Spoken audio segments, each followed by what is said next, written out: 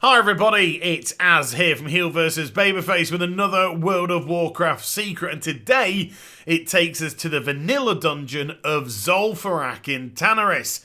Now, there are actually multiple ways to escape from this dungeon. However, the way that you can escape depends on what class you are. Unless, of course, you're a demon hunter, and in which case you can escape through all of these methods simply by being one. So let's have a look at the options available and where they take us. So I've literally just entered the portal to the dungeon, and believe it or not, there are actually two methods of escaping from this immediately. Over on the left hand side, you can clamber up this hillside and then zap out that way. Or over on the right hand side, you can climb up this area here, go around here, and then leap off over here. So what I'm going to do with the Demon Hunter now is show you both methods. First method, really easy indeed. Just start bouncing up the wall using your double jump.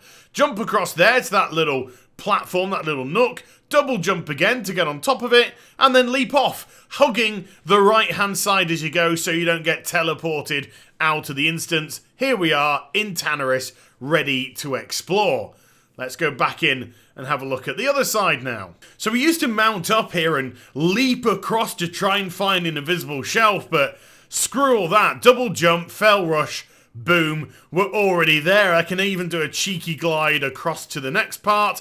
Double jump, glide onto here. Don't drop down into the vestibule area, that'll teleport you out. Jump, double jump, glide, fell rush. And we are outside of Tanarys again, ready this time to explore properly. Now, I've got to be complete and utterly honest with you here. When I do my secret videos, I normally recant some sort of story when I've escaped from the area. Either describing how cool things are in their current environment, how they've been cut off, chopped and changed, yada yada yada.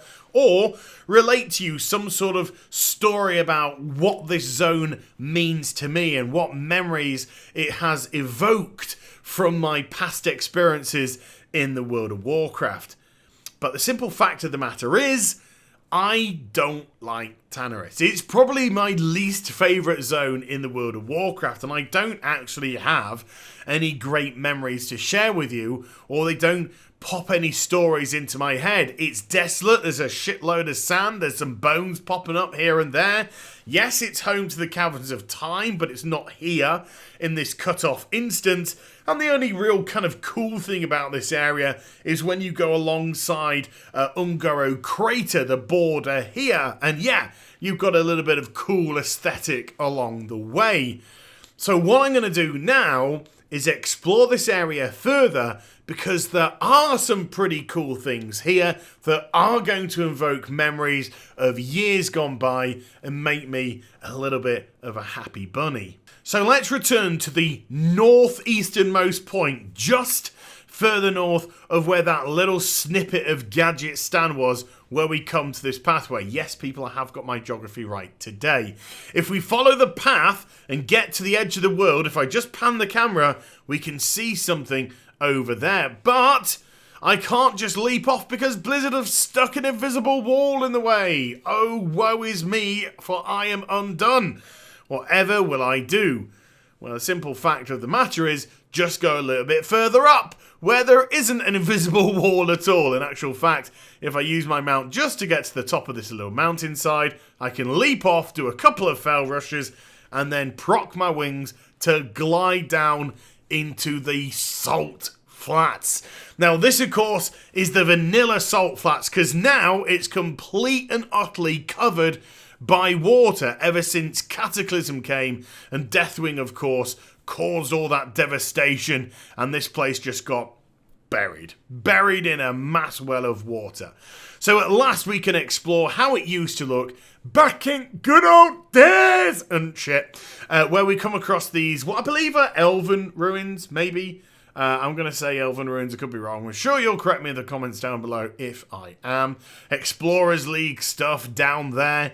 And if we just follow it around, yes, there's this little bit of Silithus-esque tunnel, but if we go inside, it simply leads to a dead end. So where else can we explore in this area? Well, let's go back to the dungeon. Make your way to the northwest point of the dungeon, you know, where the huge bath area is. Dread to think what's been going on in there.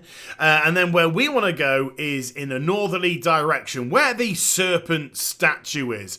And then utilising our demon hunter abilities, we can just do a quick double jump and a fell rush to get to the top here, and then a double jump and a glide to get over the wall and get behind the serpent statue. Because what we want to do now is just clamber up here onto its tail.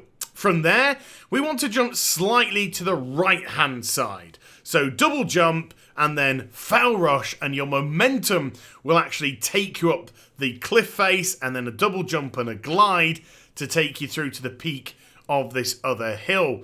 What we're going to do now is now jump and glide across to the serpent's head, which you can do pretty easily, and then jump, double jump, and glide, and now we're going to get out of bounds again of the dungeon itself. Now you might come to a couple of tricky little points here about going further. Nothing a double jump with a fell rush won't solve. That will get you pretty much through any obstacle when you're trying to mountaineer through this area. And the kind of the best way to negotiate yourself from now on in is to get to high points, because the higher you are, the more advantage you have when you're doing your double jumps, your fell rushes, and your glides. You don't have to copy exactly what I'm doing, but obviously it's a method that works, so by all means feel free to do so.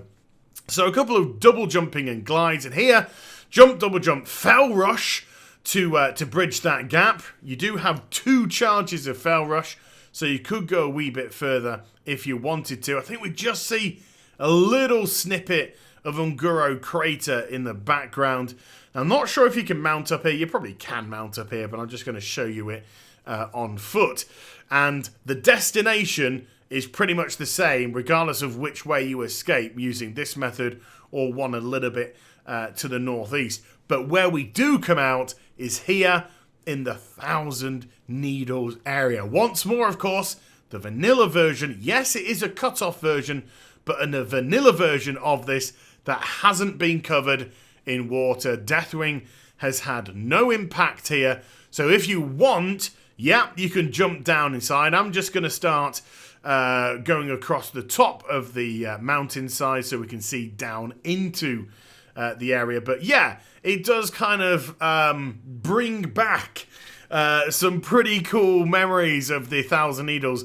And I rather like this area. This was an area which I did rather like. When I first came here, bearing in mind, of course, my first character, when it was the Warlock, was originally a Horde. When I first came here, I hated it. I genuinely hated it. I thought, what is this crap? And then I just grew to love it. Once I started to understand the verticality of the area and getting up to the top, and then all the little fighting and all the nasty Tauren tribes that were here, it actually turned out to be a really, really cool place indeed. And I do like it when your first impression of a zone is like, nah, it's not up to much. And then over time, it grows on you and grows on you, and you start to develop these pretty darn cool memories. So there we go. That is how you escape from the Zul'Farrak dungeon multiple times. And I hope that you enjoyed the vid. If you did, do get a thumbs up, and also subscribe to my channel. Follow me on social media and Twitch for live streaming. Links, they're in the description down below. And I'll be back with some more stuff very soon. You take care, everybody. Bye-bye.